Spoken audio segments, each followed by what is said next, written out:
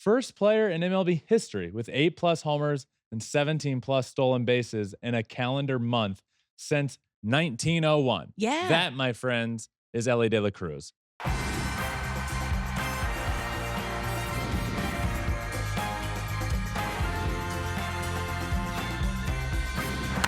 Fly ball onto the track, at the wall, it's gone! Home run! Turns on a ball, deep right field, and gone! What a game, what a moment. What is up, my friends? Welcome to Flippin' Bats. It is Friday, meaning we have things that make you go, today. We have making a statement. There's some injury news about Mike Trout. There's This Week in Shohei Ohtani news, and at some point later on in this episode, we're going to talk about a substantially large packaged sausage. And Alex, there's no way in the world that she gets through it. So stick around. We'll see how that goes. Alex, how are you doing? Vibes are high today. I didn't realize we just had like a 2-minute music dance break before we started the show, waiting for them to get started. I was like, nope, it was me. Sorry, we were just remembering Avicii. Vibes are high. Having a moment. You were at a concert this week. Was I? Yeah. You posted it. Yeah. I creeped. Went to Eric the Architect. What? Out in the middle of out in the Silver Lake area. Oh, wow. You ventured. Good for you. Yeah, it was Elizabeth and I went. Tickets were, her sister had tickets. Yeah. And she couldn't end up going and was like, do you guys want to Cool. go? And we were like, sure. So we went out there, had dinner out there, went to Eric the Architect. And I'd like to see Festival Ben. I'm guessing he's probably a good time.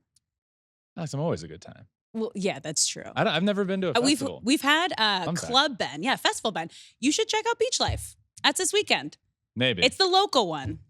The local. Yeah, I'll be there. Yeah. Friday, today, after this, Saturday. My husband's band's Pepper's playing Saturday main stage. So Alex said Friday. She said tonight. Sting is headlining. He I was like, what is. year is it? Sting. The Police. Come on, everybody loves Sting. Of course. Yeah. Yeah. It's going to be a good time. But we're going to get things started not on such a high note because we got some really heartbreaking news for the Angels and Mike Trout this week. He was in tears when he was talking to reporters, sharing that he is going to miss some time getting knee surgery and meniscus surgery. It's heartbreaking. Absolutely heartbreaking. Torn meniscus, knee injury, surgery coming. He is said to not expected to miss the full season, but it feels like the same thing. Unfortunately, for the last few years, it becomes the same question. And the good news is he wasn't put on the 60-day IL. He was put on the 10-day. So that does tell me something about the length of time perhaps that we could be dealing with. But it's a larger scale picture for me. We're talking about Mike Trout, one of the all-time greats. And unfortunately, what we're starting to see is an end of a career similar to that of Ken Griffey Jr., where this is the kid we're talking about. He's an all-time great. Look at the numbers he's putting up. And then injuries after injuries after injuries sort of led to the end of his career. Now, with Mike Trout, it just feels like year in and year out, we're dealing with something. And then the conversation always becomes the same. Well, is he going to come back? He might be able to make it back by the end of the season. Well, what's the point of rushing? What's the point of getting him back? He's with the Angels and they're not going to make the playoffs. What's the point? And I feel like I'm tired of having that conversation every single year because eventually we're just missing out on Mike Trout time. And I don't blame the Angels for the injury, but I wish it could be this resurgence of like Trout's coming back, the Angels are in it. But no, the conversation always ends up being the same. And that's, okay, Mike Trout could be back before the end of the year, but what's the point of rushing him back? And we have that conversation every year. It sucks. I think the hard part is like the last time he had a full healthy season, he was an MVP in 2019. And he was off to an MVP like start to this year. He was the first one to 10 home runs. He was on pace for 55 home runs and 33 stolen bases, which no player in MLB history has had a 50-30 season. But we just have not seen a healthy Trout. Even before that 2019 season, in 2017, he had the torn thumb ligament, 2021, the calf strain, 2022, back inflammation, the 2023 broken hand. Yeah, like it's just, he can't buy a break. And I'm devastated for Mike Trout, for the Angels organization and Angels fans, because he is that face of the organization, and he decided to spend his entire career there in Anaheim with the Angels, and he is as good as they come when he's healthy. And we saw that at the start of this season. Yeah, it does suck. Still, as of us recording this, he's still tied for the league lead in homers. 10 home runs. Look at this. Since 2021, he's averaging 46 homers, 95 RBIs, and 109 runs per 162 games. But unfortunately, he's only played in 266 of a possible 515 games. So an all-time great. I love Mike Trout. It does suck he's one of the only players, there's not many, and nobody wants to see anybody get hurt, but he is one of the only players, I think, in the league. When you hear Mike Trout is hurt and going to miss time, everybody, players, fans of any and every team just go, bummer. No, Yeah. This sucks. Why does it have to keep happening to Mike Trout? And it's unfortunate. It sucks, but hopefully we get to see him back sooner rather than later. So get well soon. He's won 3 MVPs. Do you still see him as a future Hall of Famer? Hands down. Yeah. First ballot. No doubt in my mind. Good. No doubt in my mind. Same. I mean, he's no doubt in my mind. Okay. Yes. Good. Same page. Now, we might not be on the same page for this next segment because it is time for making a statement. I'm going to give Ben some strong statements. He's either going to agree or disagree with them. So let's get started with our first one because this guy has been on fire. Shōta Imanaga was the best free agent signing. Woo! Oh, yeah. There were a lot of big free agent signings as a pitcher this offseason. You got Imanaga, you got Yoshinobu Yamamoto, you have Blake Snell, you have Jordan Montgomery, a lot of them out there. And what I am going to say is that Shōta Imanaga was the best free agent pitcher signing. How do you say no to that? I mean, if this question were, do you imagine Shōta Imanaga being the best free agent signed this offseason over the next 10 years? I think my answer might be different. Maybe. But right now, you can't argue what he's doing. He's 5-0 with a 0.78 ERA. 0.78. He signed a contract for 4 years. This is guaranteed. The guaranteed money. There are options and a lot more that goes into it. But for what's guaranteed, 4 years, $53 million. The biggest signing was Yamamoto, who signed for 12 years, $325 million. Yamamoto still has a 2.91 ERA, which is really good. And I think he is going to be very, very good. But as of right now, I can't possibly say that anybody other than Imanaga has been the best signing of the offseason. He's been unbelievable. I have an Imanaga jersey from when I went to watch him pitch in Japan. I tried to wear it today. I couldn't find it. Shame on me. Got to be more organized. But I will find it, and I'm going to wear it a lot because the dude's a stud. So, yes, best free agent pitcher signing, Shōta Imanaga. I mean, what an incredible start to a major league career. He has the lowest ERA in the first 6 career starts since ER was official in both leagues in 1913. Like, that is insane. That right there. And again, we've seen a lot of these Japanese pitchers come to Major League Baseball, and there's a lot of differences. And that's why you kind of give them a little grace, like right out of the gates. There might be a little struggle. Ball's different, mound's different. There's a different feel, language, culture, everything. Oh, not for Shōta, man. He's shown up. I'm excited for what we've been seeing lately with pitchers coming from NPB in Japan to Major League Baseball, because that used to be what we said about pitchers. Yeah. But let's look at you have Shohei, who came over and once, when healthy, was really good at the beginning. You have Kodai Senga last year, really good. Imanaga doing unbelievable. Yamamoto doing really well. Yeah. So all these big prized NPB pitchers that have had tons of success over there, the learning curve, if you will, or just the difference in the leagues hasn't really been weighing them down too much. And those differences, if you're unaware, is the baseball's different. They don't pitch every 5th day. They're typically on a 6-man rotation over there. And the mound is different. So there is a lot going on. And culture, language. And not to mention culture. Everything. And we're seeing a lot of these new guys come over again. Shohei, Imanaga, Yamamoto, Senga. And it just makes me excited for what's to come. And what's to come is Roki Sasaki, and I'm really excited about him as well. I'm curious if they all talk to each other. Like, maybe like now that there is a good group of them that's in the league over here, Major League Baseball, like maybe there's a little bit of like a big brother helping out. Like, hey, this is what you can do to help with the transition. I'd be curious to know because it, as you've mentioned, and again, there's been a smoother transition since Shohei Ohtani. That we've seen on the mound. Okay, let's move to our next statement. Elly De La Cruz will have at least 35 home runs and 80 stolen bases this season. Woo! The fact that we can even say that and we're tempering down the pace that he's on for, he's on pace for like 45 and 104 stolen bases right now. 45 homers, 104 stolen bases. Unbelievable. And you'll be hard pressed to find a bigger Elly De La Cruz fan. Coming into this year, I was very high on him. He has even exceeded my expectations so far this year. He's unbelievable. Elly De La Cruz will have at least 35 homers and 80 stolen bases this year. The realist in me needs to disagree with that.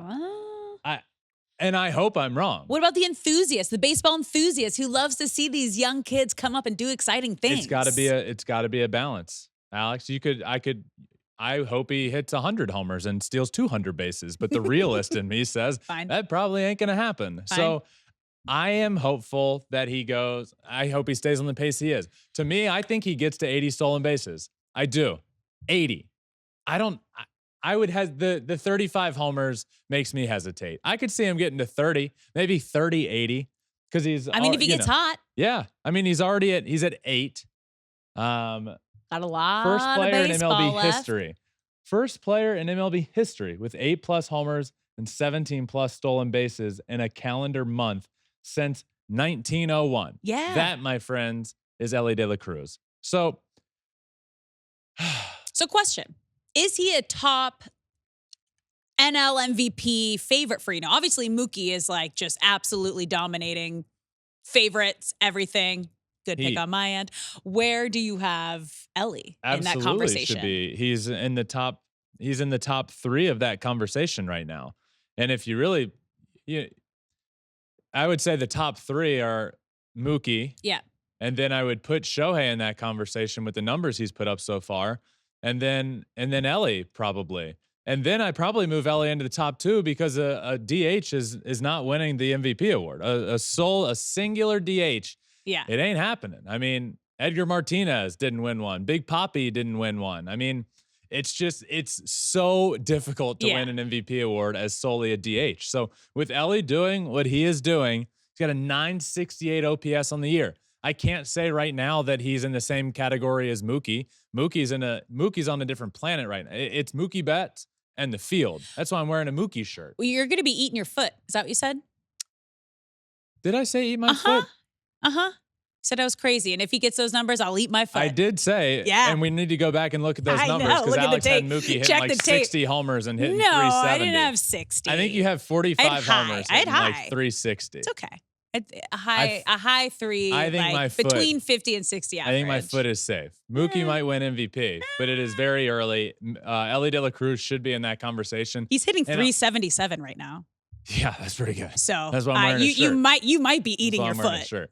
You might be eating your foot. But yeah, that's why. Look, I had Elly before the season. I didn't pick Elly to win NL MVP, but before the season, if you were to ask, and I did say that Elly is a good value pick. If you wanted to bet on a lower odds player to win the MVP award, it would have been Elly. And now he's right in that top few conversation in terms of odds. So does he get to 35, 80? My heart says yes. The realist in me says no. I think he hits somewhere between 25 and 34 homers, and I think he gets to 80 stolen bases. All right. I hope he gets to 30. 30, 80 would be sick. Come on. You got to hope for numbers like these. I agree. I am hoping. Yeah, you're letting the realist take over. Who are you? I don't even recognize you. That's a good question. Okay, let's move to the NL West and talk about last year's NL Rookie of the Year, because our next statement is it's time to worry about Corbin Carroll. MVP CC. Maybe not this year. No. For the MVP award. It's feeling like a sophomore slump. But is it time to worry about Corbin Carroll? Where do I stand? I talked about him. We talked about him almost every episode last year. Oh, yeah. Am I worried? I'm not worried. Why?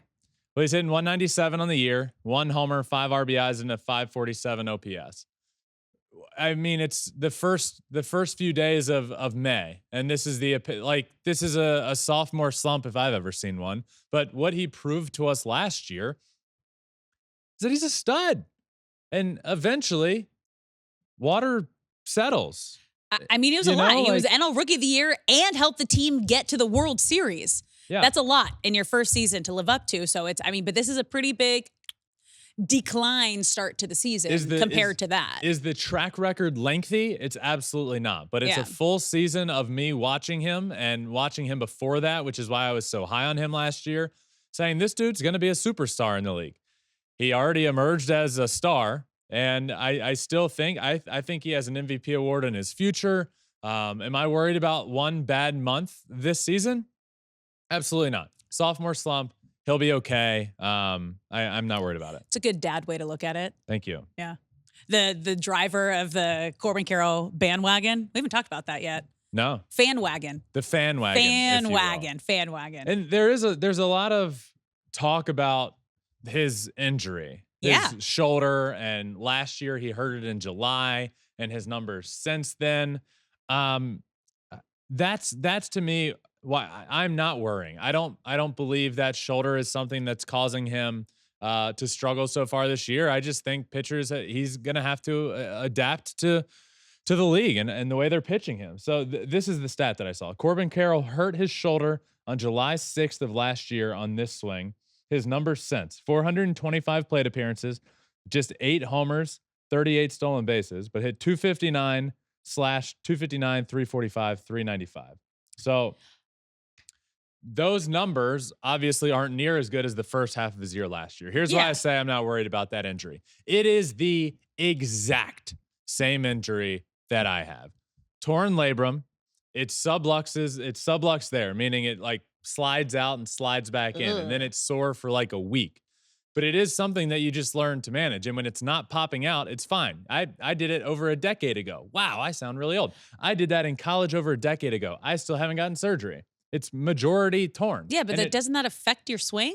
No, that's why I didn't have to get. Well, maybe. But you said you have to manage it, so it is painful. Maybe that was why I punched out so many times. Probably. How'd that work out? In terms of managing it, I just mean I had to learn in the outfield and watch this with Corbin Carroll. Okay. There's not a lot of diving anymore. It was a lot of sliding. So that's how I did it. I ran in the outfield, jumped to catch a ball, caught it, dove, landed, all my body weight landed. My arm was outstretched and my left shoulder popped out the back.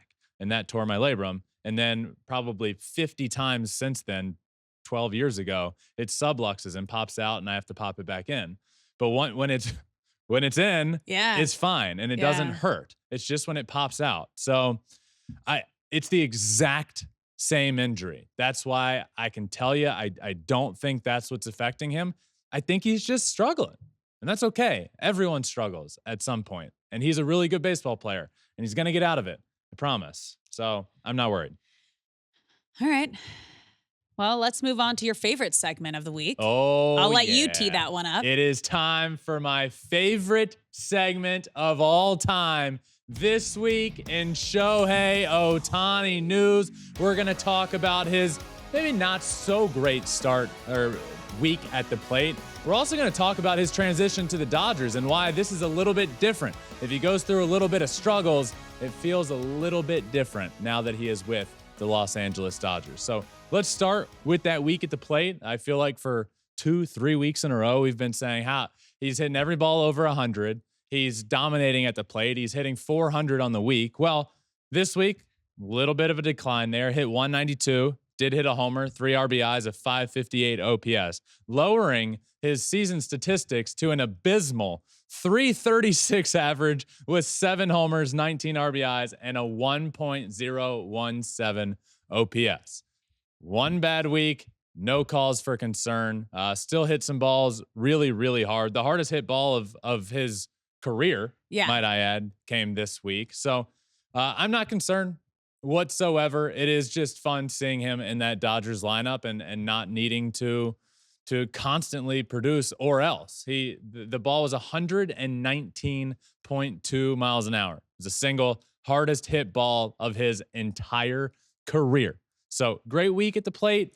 No, but a historic exit velo there and literally zero cause for concern. Well, it feels almost like he had a sandwich month, right? Because the first week of the season, not the strongest of his month, and then he had 2 really strong in the middle, and then this last week also not that strong. But when it averages out, like, he's doing just fine, which brings me back. Incredible. He's doing incredible. Incredible. Yeah. Great start to the season compared to all of his other seasons. So how has being a part of this Dodgers lineup helped Ohtani at the plate when he has a week like last week? Well, I think the fact that we're having this conversation today, I think is perfect timing.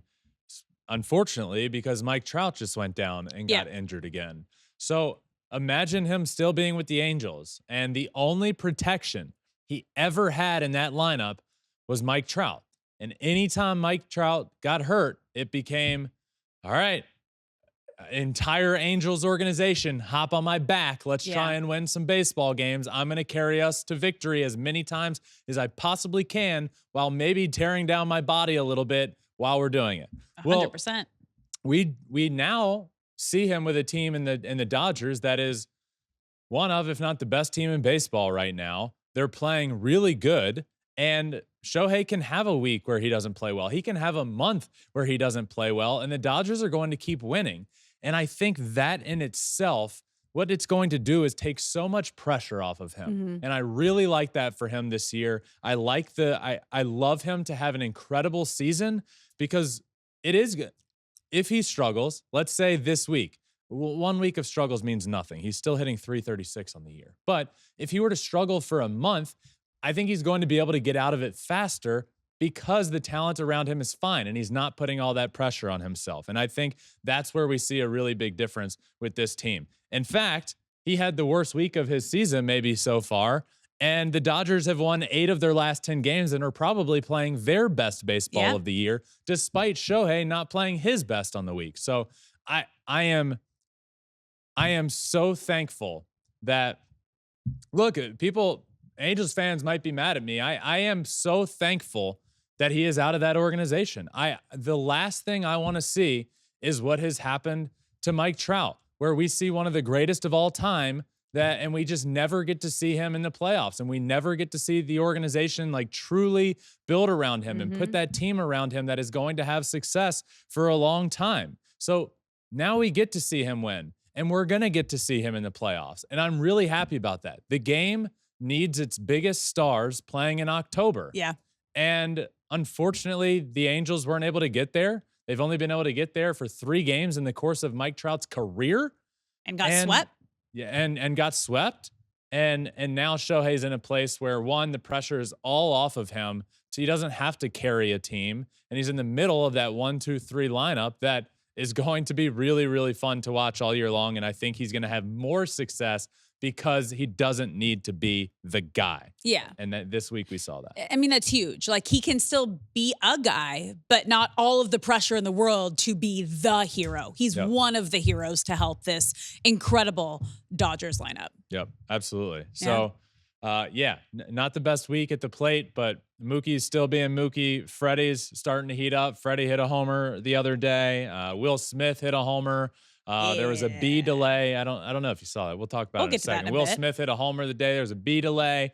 But yeah, Shohei will be fine. The Dodgers are doing just fine. And I am excited to see the full season numbers that he puts up. Very nice. I like when you say the Dodgers are doing just fine. It's nice. And that does it for this week in Shohei Ohtani news.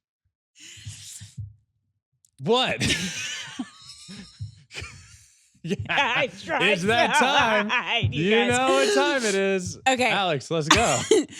It's time for our next segment. Things that make you go, No. Let's start. Let's start with the weirdest and possibly I don't even know, funniest, weirdest home run celebration we've ever seen. What is it, Alex? The Minnesota Twins home run sausage. What are you doing to us, Twins? so that everyone can quickly grasp why this is so hysterical, we're going to play an interview from the Twins manager, Rocco Baldelli. Let's listen to that. It's a summer tangy sausage is what it is. I actually looked at the package yesterday. This like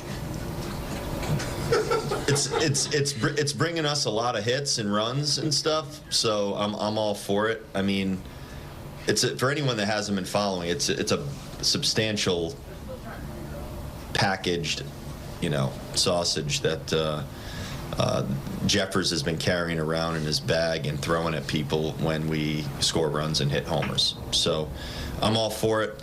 I'm slightly concerned as I'm not even an adult, but slightly concerned as more of an adult than maybe some of the people in the other room, that the package is going to open up and the thing hasn't been refrigerated in many days.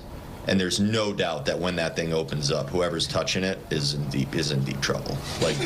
That thing is there's no doubt in my mind that we are carrying around something that is very, very unhealthy to the human body.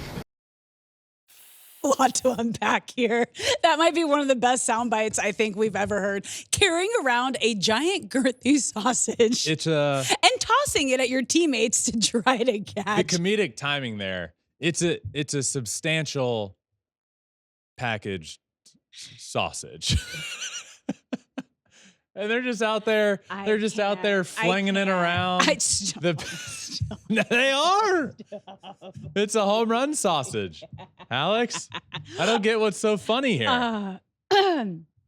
What are your thoughts on the sausage? It's disgusting, but hilarious. I immediately see, do you know that meme with the girl and the hot dogs just all hitting her face? That's all I see. It's all I see. It's it. It's a summer sausage. So apparently it doesn't need to be refrigerated. What's a summer sausage? I don't know. Like a pickle in a bag? I don't know. I don't know. All I know is it's a substantial home run sausage, and I can't. It's baseball is thriving right now with their celebrations. I can't. Who? Why? Why are you doing this to us? Oh my God. Why are you doing this to us, Twins? This is the soundbite is gold. They've won 10 games in a row, for God's sake. He said it's getting us a lot of hits and a lot of runs. The summer sausage is getting us a lot of hits. The summer sausage is bringing a lot of dongs for the Twins. Stop. What? Stop. Homers. We're moving on. I can't. If I start crying, I'm not going to make it through the rest of the show. Done better than I thought here. She lost it a little bit, but she really lost it while the clip was playing. So maybe you guys it was good. That was good timing. Good timing. All right, okay. On to the next. Good on to our next things that make you go, this one's a little more sad. Jose Abreu has been optioned down to the Complex League. The reason this makes you go, is not because I'm not saying it wasn't deserved. But the guy is in the second year of a 3-year deal, and he's making about $20 million this year. And he was just optioned down to the lowest possible league that you can be in the U.S. and affiliated baseball. It sucks. And I feel for him. He was hitting 0.90. He's hitting .099 on the year. 7 for 71 at the plate. And I feel for him. Anybody out there that is, shaming him or mad at him, he came out he's been so gracious in all of this. And by the way, with the amount of tenure that he has in the league, he had to agree to go. He could say, no, I'm not getting optioned down. He talked to Dana Brown, GM, and they decided that this is what's best for him and the team. And when he spoke to the media after, he said the hardest part about this is he's really embarrassed. Yeah. Here's what he said. He said, it's been the hardest thing for me. And I say this from the bottom of my heart. I feel embarrassed. The people in this organization brought me here to do a good job. I haven't done that. The hard thing, too, is that my teammates see that I haven't done my job. Although they've always supported me, always been by my side, but I won't stay down. That sucks. It's really sad. And it is, to me, the perplexing thing here is that You bring him over. He's a big-time free agent acquisition to put at first base. He's a year, 2 years removed when you sign him from winning that 2020 MVP in the American League for the White Sox. And they've brought him over, and he just hasn't been good. And it sucks. And hopefully he can go down there and figure out his timing, figure out his swing. He's late on everything. Everything. Is that a mental thing right now? Like, you're just in your head? He's aging. He's, like, age regression is part of it. But if we can put back up that those numbers from StatCast and Baseball Savant earlier, I tweeted it. Here they are. I mean, if you're watching, you can see this. It's his like StatCast Baseball Savant numbers from 2015 through 2024. And it's all red. From 2015, 2022 was bright red and expected batting average in the 98th percentile in the league, and expected on base percentage 98th percentile. 2023, his first year with the Astros, a pretty big regression down into the 33%, averaging about the 30 to 35 percentile in everything offensively. And now fast forward to 2024, and those percentiles are the worst in all of baseball. He is the worst hitter across the board in every statistic. And it's just been an extreme drop-off. So you can talk about age regression. You can say the contract wasn't the smartest with a regressing player, but this is more than just age regression. This is absolutely mechanics, mentality, and maybe a little bit of everything here. So just sucks. I feel for him. I hope he can come back up and be productive. All right, let's finish things that make you go, on a high note, with the viral hero of the week, the B Daddy, because we had a B delay, Dodgers against D-backs game. And once he came in, man, got a standing O, threw out the first pitch. I can't believe it. This is unbelievable. Stop. What else can I say? Be serious for a second. Keep it going. This was wild. This was be real. Be better. This was a 2-hour delay. This is a 2-hour bee delay. There was a massive swarm of bees on the backstop, on the netting of the backstop in Arizona, and they had to call up their organizational beekeeper, B Daddy, who was at his son's Little League game, T-ball game across town, had to travel for 20, 30 minutes to get to the stadium. And then he shows up, he gets on his beekeeper outfit, climbs to the top of the net. Look at that. He's taking in the moment. Crushes it, vacuums them all up. Yep. And climbs down, unveils his face, throws off he's an entertainer. He is. He is an absolute entertainer. And then they had him throw out the first pitch. He got it signed. This guy is a superstar. Whammy. It was so good. Great performance. Was so great. I've never seen anything like this, quite like this. I've had a couple weird delays throughout the course of my career. You play for a long time. You see some weird things. What'd you have? One time there was a wind delay because there were patio seating in the stadium. How strong is that wind? And there was some patio seating, and the umbrellas on the patio furniture got lifted into the air, and there was a tornado of umbrellas. Oh my God. And they pulled us all off the field. There was a delay for that. That's weird. Another one I had, this was when I was playing summer ball in college. There was a sun delay, but this happened every single game. They built the field in a direction so that WTF? Yeah, if at a certain time, let's say the game started at 7:05. Yeah. At 7:30, we had to take a 10-minute break every game because the ball was literally coming out of the sun. So we had to wait for the sun. That's just silly. We had to wait for the sun to set. Silly. It was like a 10-minute delay. You just built it in if the sun was out. So I'm sure there's more. I'll think of them, but wild. Never seen a B delay. No. If you've been at a game where you've what's the weirdest game delay that you guys at home have experienced? I want to hear these. I would love to. I want to hear these. Let's get them coming. We did it. We did it, Alex. What? Oh, no. No. It's good. I don't need to revisit. Close it out. Close it out. We're going to finish this before Alex goes down a bad path over there. Yeah. We're keeping fun PG, episode. PG. We got a fun weekend ahead. Saturday with Smoltz comes out. You guessed it, Saturday. That is tomorrow. Make sure you check that out. We have Adam Wainwright coming on Wednesday.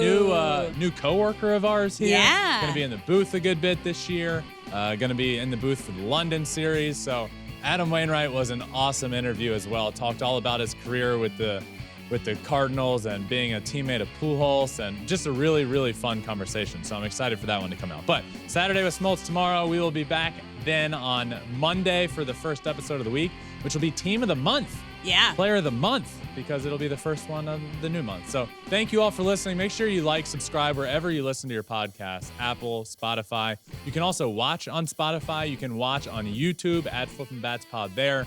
And follow us on TikTok. We're getting closer and closer to 100,000 followers, and we do some really cool stuff on there, honestly. So follow us there. But this one has been a lot of fun. Thank you all for watching and listening. And until next time, my friends, remember, find your bat and flip it.